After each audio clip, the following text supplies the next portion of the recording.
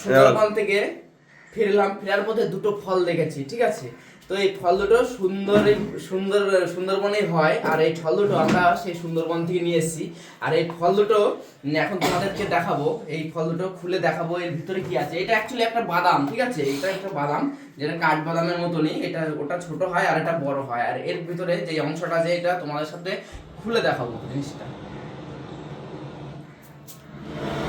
দেখো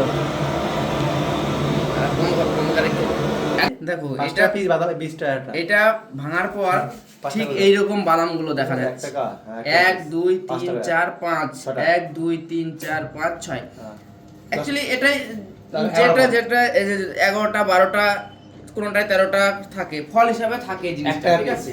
আর এইগুলো সব একটা বাদাম, আর এইগুলো ফাটিয়ে এর ভিতরে যে শ্বাসটা থাকে, একটা সাদা রকম শ্বাস থাকে, সেটাই খেতে হয়। আর এইগুলো আমি নিয়ে এসেছি সুন্দরবন থেকে, কারণ এই বীজগুলো আমি বাড়িতে লাগাবো, এর জন্য আমি এই ফল দুটোকে নিয়ে এসেছি। তোমরা দেখতেই পাচ্ছ এই যে ফল দুটো কাজুর মতো আকৃতি, ঠিক কাজুর মতো আকৃতি। দেখো এই ফলটা অ্যাকচুয়ালি শুধু সুন্দরবনেই হয়, সুন্দরবনেই পাওয়া যায়। অ্যাকচুয়ালি বনে না, কিন্তু সুন্দরবন ওই এলাকায় পাওয়া যায়। এটা বাক্স বাদাম বলে, এটাকে বাক্স বাদাম। অনেকে বাক্স বাদাম বলে, অনেকে কাজু বাদামের বড় ভাই বলে, অনেক ধরনের নাম আছে, যে যেটা দেয়।